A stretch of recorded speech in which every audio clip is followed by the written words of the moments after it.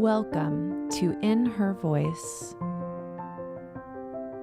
My name is Kelly Covert, and I am passionate about helping women live authentically by listening to their inner voice. Get ready to be inspired by women of all walks of life that have set aside their should-bes and not good enoughs and are standing in their true voice, the voice of wisdom that each and every one of us has inside. Hey there, you guys. This is Kelly Covert, and you are listening to In Her Voice. I am so glad that you decided to press play today because I have Jill Catherine on with me, and you guys are going to love our conversation that centers around authentic self-love.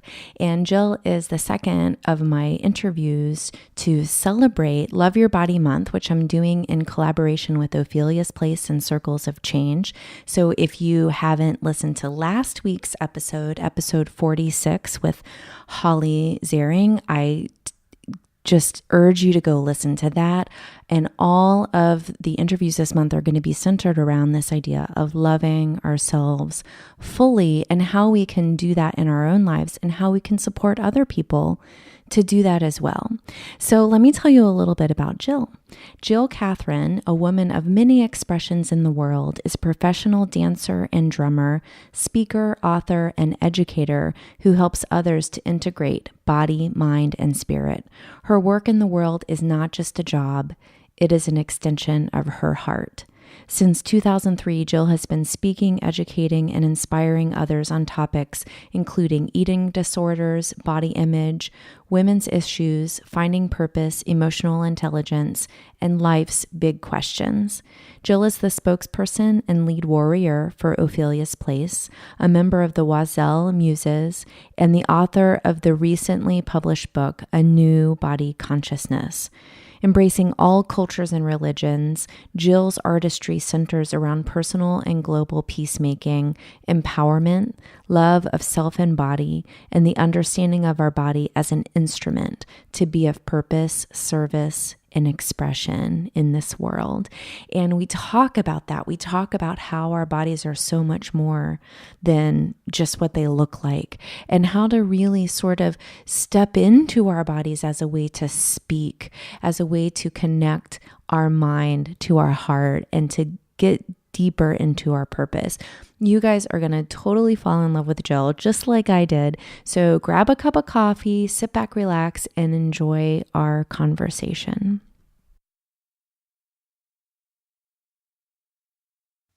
Jill Catherine, I am so excited to have you on In Her Voice today. Welcome. Thank you, Kelly. My heart is open and delighted to be here today to have this conversation with you. So thank you for having me. Oh my gosh, you're so welcome. And I want to start maybe in an unusual place, but I just spent some time on your website watching your amazing dancing and drumming videos. And one thing that really struck me was how joyful you are. Like when you're moving your body, there is so much joy. Has that always been the case for you? Yes, to be honest, I always say, I'm a body-centered person, and I've been born into the world, and my whole way to understand the world has really been moving through my body. And I was a 10-pound baby, so I came into the world with some mass, some physical space. And so I feel like in my truth, that's one of my anchor points is my body. But I was always in sports. So from a very young age, I was in sports, and it was so natural to me, and I loved playing sports, and I still do today. I mean, I loved it. So I always had this innate joy that came out anytime I was moving, and it evolved through the years. I was introduced to dance, and particularly for me, cultural forms of dance that are rooted deeply in rhythm and grounded and in less about not concert forms, but expressive body cultural forms, really then took this movement of how I feel my joy to be expressed through my body. It really took it to the next level, where sports limited me because there was a lot of damage done in terms of the competitive model, and so dance has really allowed me to understand how to be in my body in a collaborative way. And so that joy I get from movement, and particularly through dance, has really been what has helped me to find my voice in the world. Amazing. And it's so clear. I'm going to post a link to one of your videos in the show notes page for this episode, because I just feel like I want people to experience you in that sense. And it's just, thank you for putting that out there, because I know for me, I feel very self-conscious when I'm dancing. And I think that's probably very true for a lot of women. So we get sort of stuck in our head and we start to think about all of these things that don't have anything to do with joy. And I think that's really the gift that you bring, because while you're dancing, you're also sharing from your heart. So can you talk to us about that message? I feel like so much of my purpose in the world is to allow my body to be a form of communication. And so, we all, me included, can get lost in my head. Even when I'm, moving on a daily basis, I can get distracted by my thoughts. And so what the practice of dance allows me to do, and when I find myself lost in there, is ground in my emotion, in connecting to my inner body and getting inside my body. And so when I'm able to use that as a form of communication, so using the expression of the emotion, allowing the emotion to guide me, to guide my movement, it allows me to tell a story. It allows me to actually tell a universal story. So internally, when I'm putting a piece together, between the music and my movement, I know what story I'm looking to tell that's connected to my personal life. And even though the audience might not know the details of my personal life, they're able to experience a universal story through the emotion that I'm exuding. And what I found so exciting about that is the response I get from people is that they're then able to fill in the details of their own story through the emotion I exude. And that's so powerful to me, that they can find themselves in that dance because of that universal expression of that emotion. And it's been so life-giving to me, and it makes me feel like I'm able to connect with others in a real deep, universal way. One of the things that really strikes me about when I am watching dance is that it's so visceral. Like the emotion for me is so deep within. And I'm a professional musician, and it hits me even in a deeper spot than that. And I wonder what that's all about. Do you know? Well, I think, it's about the body. It's all about the body. I believe in that we all have a body consciousness. We talk about consciousness, the waking up of our mind, becoming more conscious. Well, our body has a consciousness too.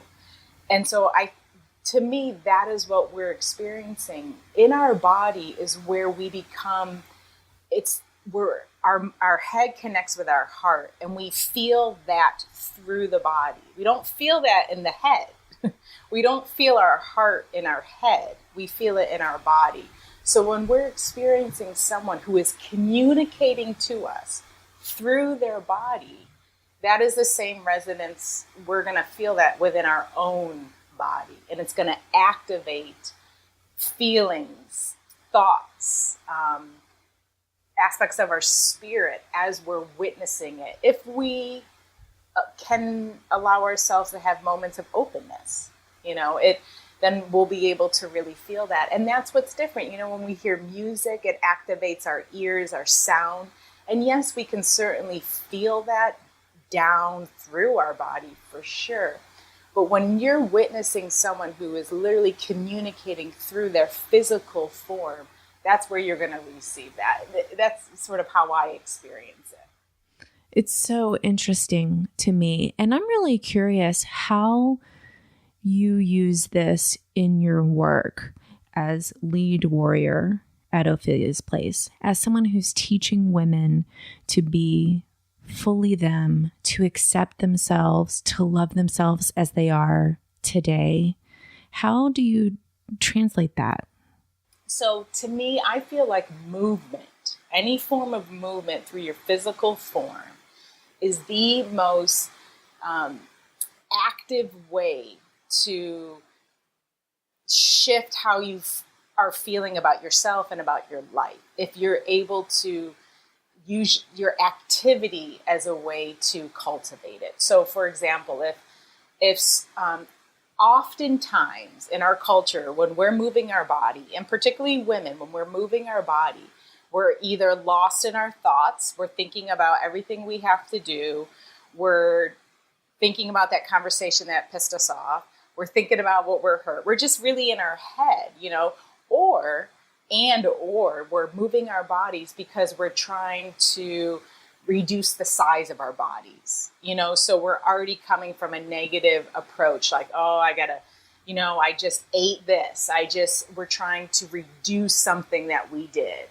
And so both those approaches, you know, everyone, we're all free to choose how we want to move in our body.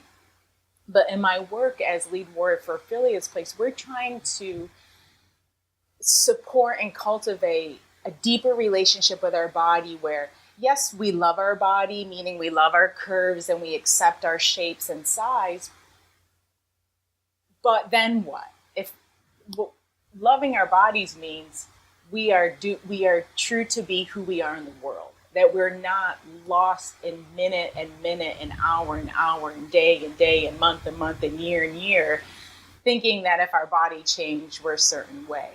We've realized that our body is just our instrument to be in the world, to actually do what we feel called to do in the world, like you do, where you encourage people to find their voice. So loving our body for us means living your truth, being who you're destined to be. So what I try to do through movement, when I'm taking people through a movement class, whether it's, you know, a form of dance, right? Or I call them movement classes because us in the West, especially American women, we have such hang-ups around dance. We think it's concert ballet. We think if you weren't in dance as a 10-year-old in a tutu, you can't dance. And, you know, so we're really limiting ourselves. So when I teach these movement classes, what I do is, as we're moving our bodies, I'm verbally saying things out loud about how to activate joy, self-love, creativity, passion.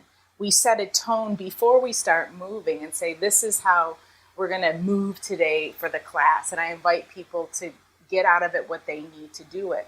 So I try to use my voice to activate people's minds in a different approach to how they're going to move. And then as we're physically moving, I'm reinforcing that through things that I'm saying, through things that I'm expressing through my body. And so for me, I believe this movement of self-love and worth and positivity, how we really can take those concepts, because these are all mental and emotional concepts, how we can actually start to integrate them is by thinking and feeling that as we're moving our body, practicing those as we're moving our body. We are physical beings. And if we don't incorporate that sense of consciousness, self-love, you know, when we're going for a run is a beautiful time to listen to our breath, to think about the things we love in our life, to think about the things we're thankful for.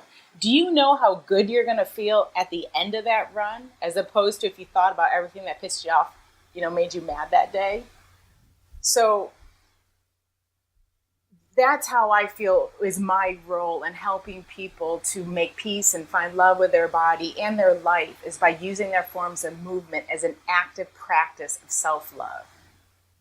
Oh, wow. That is so great. It makes me think of sort of the neural pathways, right? Like that's what we're shifting. And when we're grounding those in with our body movements, it becomes a deeper groove in our brain. I love that. Yes, we then literally embody. We become what we say. We become what we think we want to be by actually invoking that as we're doing the movement. Yes. So what do you do? Like, what does your practice look like on a daily basis? My practice on a daily basis looks different. You know, the foundation of my practice every day is to invite myself to go inward and to be still for a moment. And so that looks like some form of a meditation, but that could be, you know, a meditation doesn't have to be sitting cross-legged on the floor or on a mat, which I do many times. Sometimes it's just sitting in child's pose, or sometimes it's just laying in a chair and looking out the window. It's just my ability to be still for a moment. That's such a part of my nature. I have to do that.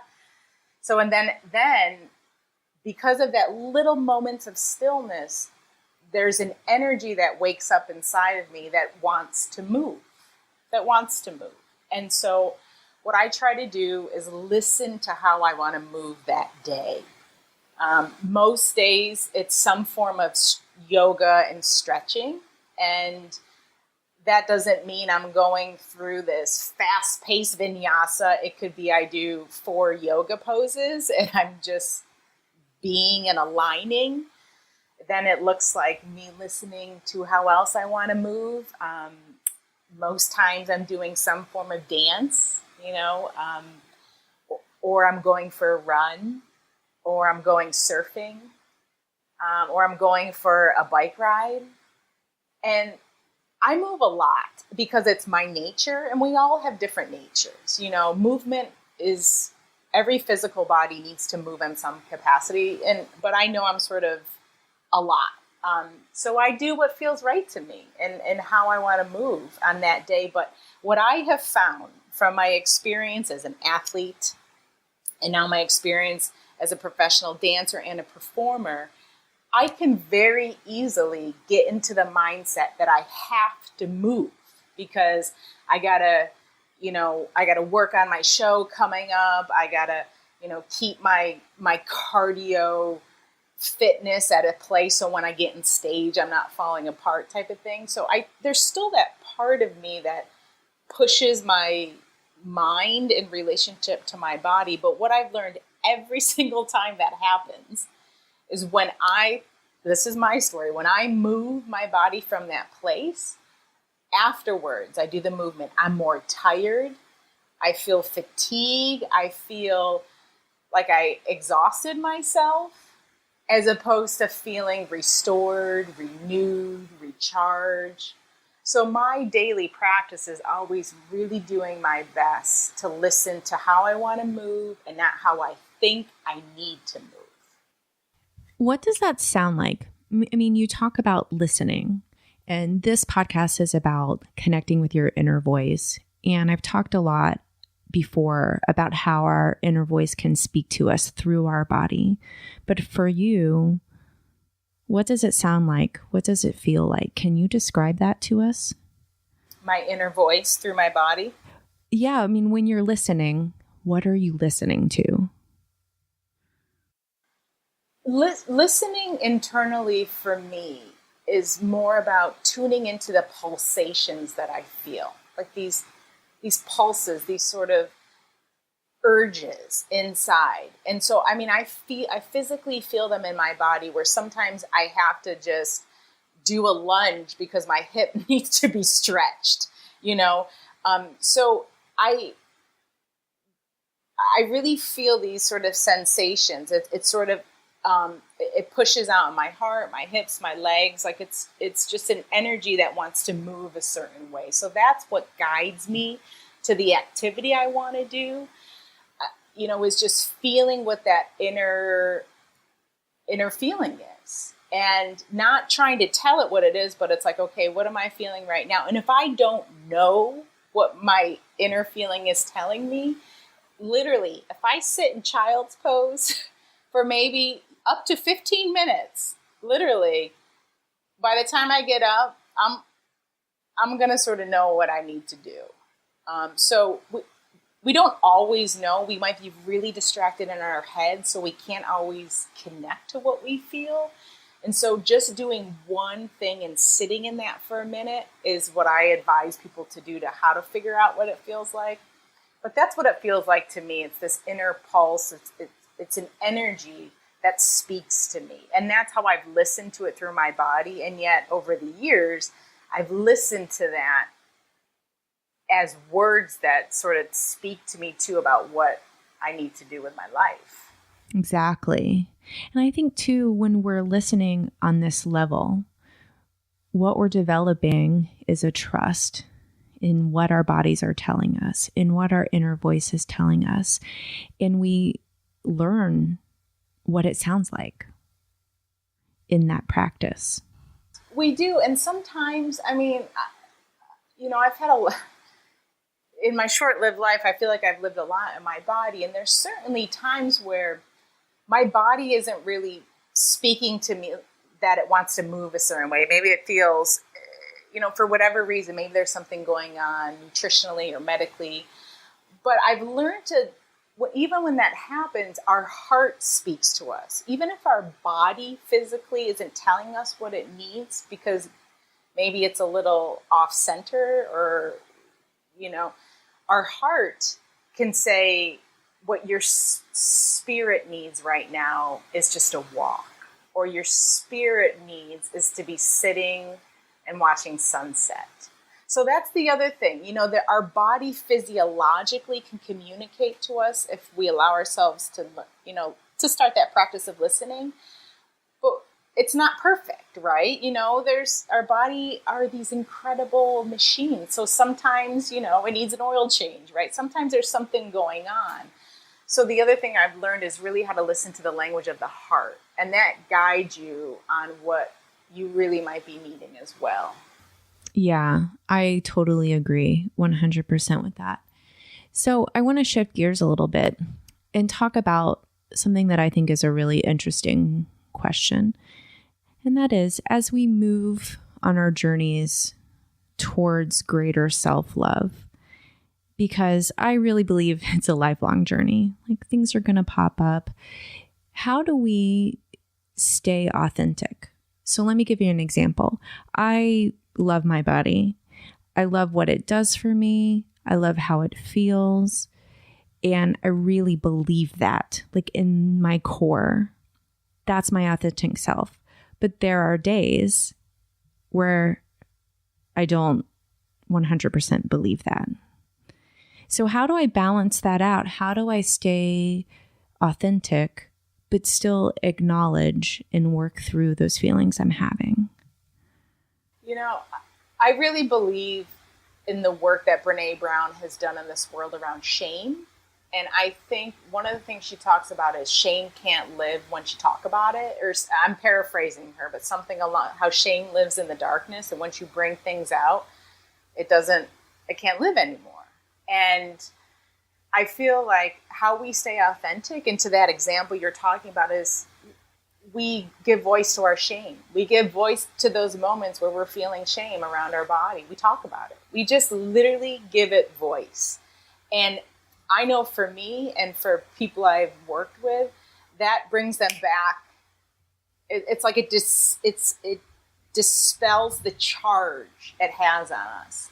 So we all need a release. Whatever emotion is blocking us that blocks us from our truth, our authenticity. Like you said, this is what I believe at my core. But some days I'm not really feeling that. So we need to speak it. I think if we bring shame to the sort of tell our shame stories, we free us from living oppressed by those moments. Yes. And I also think it connects us to other people, because shame is a really lonely place. And it's easy to think we're the only person who feels this way. But really understanding that collectively, we are all experiencing this and we're all moving through this together. It just feels so much easier. It does. It feels, to me, it's what's real and true. I'm in the field and in the work of loving your body, right? And recovery from eating disorder and body dissatisfaction. And what I say all the time is, I recovered from an eating disorder. I love my body, but I am still a person in the world every day being bombarded by messages of the world. I can't remove myself from that. So I think if we be honest with what it means to love your body, it doesn't mean that you never have negative body thoughts. It's impossible to be a human in the world and to not allow that, because it happens we can't control it. It happens subconsciously, unconsciously. So the real truth of living this, like you said, authentically, is sharing how you cultivate it, how you practice it, and speaking how, when those shame moments come up, giving that voice and releasing it. That's the truth of living, loving your body. There is no life without a negative thought, even a relapse. The difference is, how do you respond to the negative thought about your body? And that is the space you live in of loving your body, is how you're going to respond to that thought. And I feel like that takes us right to your book, Body Consciousness. You talk a lot about affirmations. Is that really how you respond to your own negative thoughts? Can you tell us a little bit about that? Yeah, I connect and bridge affirmations also to intentions. So sometimes, so I use them sometimes interchangeably. So my practice is, if I'm really stuck and my mind is spinning out on thoughts that don't support my authenticity or well-being or negative body image or fear, whatever it may be, my response can be I need to refocus, right? This isn't serving me. And so I can find a word, a truth, a concept, and I want to realign to that. And so that's one way I found affirmations to be helpful. It helps to just change the channel that your mind is stuck on. You're not going to find the solution in that record that's playing itself over and over. You just need to change the record. And I think we spend so much time trying to analyze, that negative thought we're on, as opposed to just choose a new thought. It takes some discipline, it takes some practice, but you can do that. That's the mana we say in Hawaii. That's the power you have, is to choose a different thought. So we can do that. We can choose a different thought. And then the part of the body consciousness, the book for me is, okay, so we have these thoughts. We talk about power. We talk about purpose. We talk about passion. We talk about love, joy, movement. We talk about these concepts all the time in the personal growth, self-love, body positivity world. And it's really important to do that, because we have to shift how we think, right?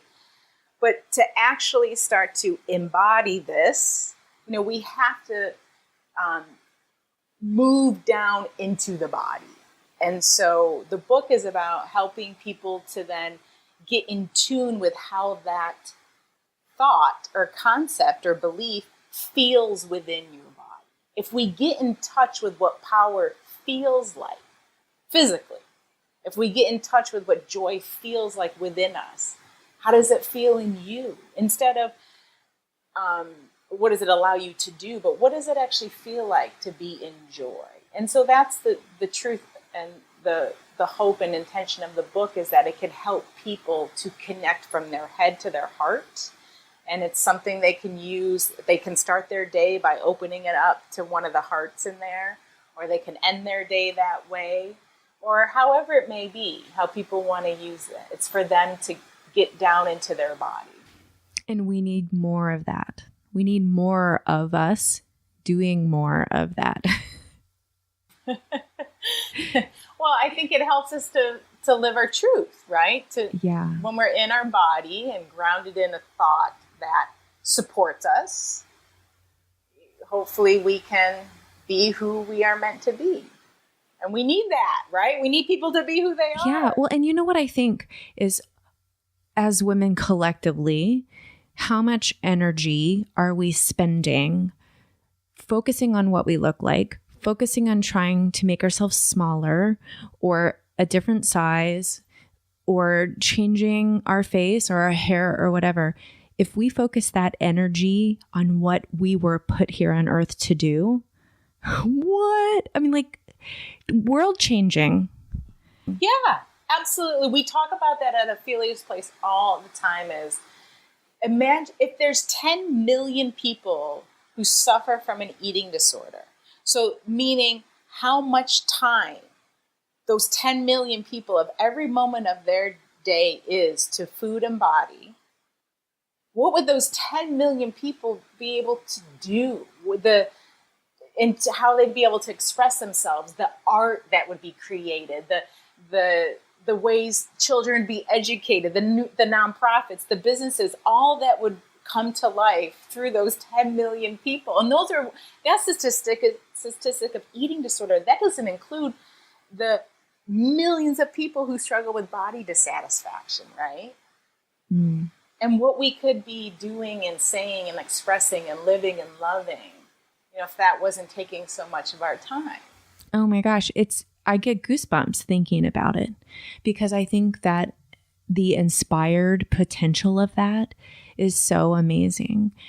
And that is really what I feel like is a big part of my work, to open women's eyes to this power that they have inside of them already. It's there. It's there, and it's happening. That's the thing. It's happening. Look at you, Kelly, you're doing this and this work, the work I'm doing, the women that you're interviewing are. I mean, there are so many circles. And at Ophelia's Place, we've created this national conversation, this national circle called Circles of Change that we are showing. Here's all the circles of women who are living this change. It's happening. Women who are runners, women who are yoga teachers, women who are business owners. We have people all over, and men too, who are living this change in relation to our body consciousness, our authenticity, freeing us from the oppressive views. And that's one of our missions with Circles of Change, is to empower those conversations and to support the ones who currently are, because it's happening. I agree. And it's so exciting.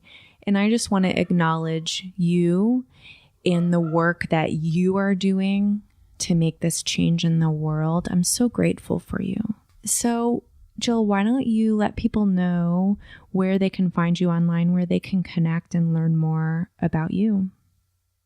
Oh, thanks. I would love it if you'd connect with me. I'm at Jill Catherine with a C.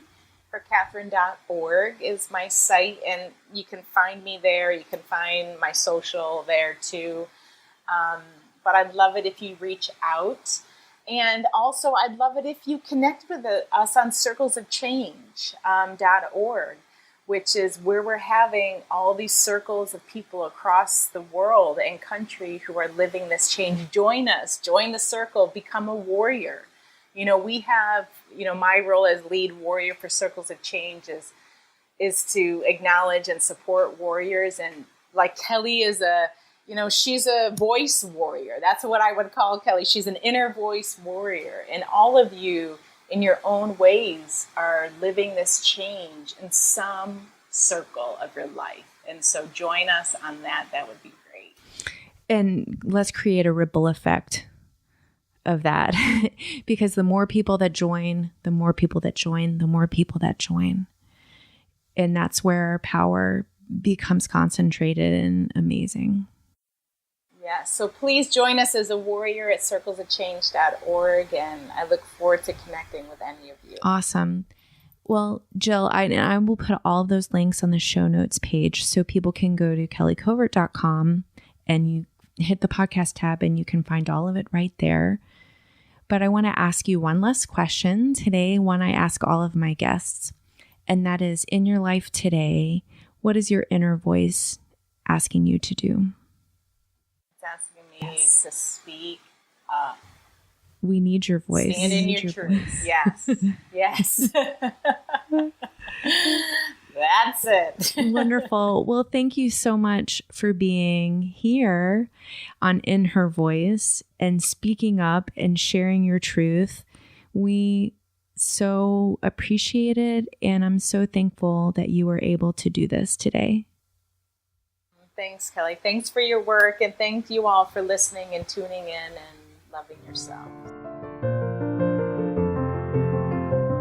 I loved that interview so much. This idea of seeing our bodies as an instrument for what we can do and be in this world, it takes us so much out of this place where we're always judging what we look like and how much we weigh and all of those things. Like, our bodies are so much more than that. And I love that Jill is out in the world using her voice to share this message. It just was amazing to me. And I also loved what she had to say about the practice of movement as self-love. Are you listening to your body? Are you doing what your body is asking of you? And can we really use that to connect our heart and our minds together? So powerful. So you guys, this is just another one of the many interviews I'm going to be bringing you this month on self-love. Really, this week, diving into this understanding of authenticity, right? And next week, we're going to be having another amazing guest in this whole month. And what I really want you to do as you listen to these is really think about who you are in this world. What do you bring? You bring more than your body. So much more. And this whole month, as a collaborative effort with Ophelia's Place and Circles of Change, I will be donating 50% of all my Patreon donations to Ophelia's Place in support of their work in the community of supporting and working with people with eating disorders, and also in general, this work of lifting up people out of this place of body dissatisfaction. So what can you do? You can go to kellycovert.com/together, and you can donate from as small as $1 to however much you feel. Go with what your heart is saying. And when you do this, you're supporting Circles of Change, you're supporting Ophelia's Place, and you're supporting me and In Her Voice.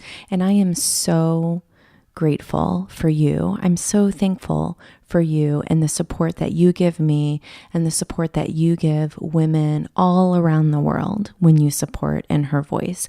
So that URL is kellycovert.com/together. And actually, if you're listening on your phone, you can go right to your podcast app, click on the information button for this episode, and the link will be right there. Just click on the link right in your podcast app, and you can go and you can make your donation and get started on that today. So thank you, as always, for all that you're doing. Thank you for showing up in the world as you, and for understanding and beginning to change the conversation that we're having around what women offer. We are powerful, you guys, and I am so excited to see you stepping into that power. Step into all that you can be. All that you can be, and all that you are, and all that you bring, all of your amazing, unique qualities and gifts. We need you showing up in this world like that. You are worthy.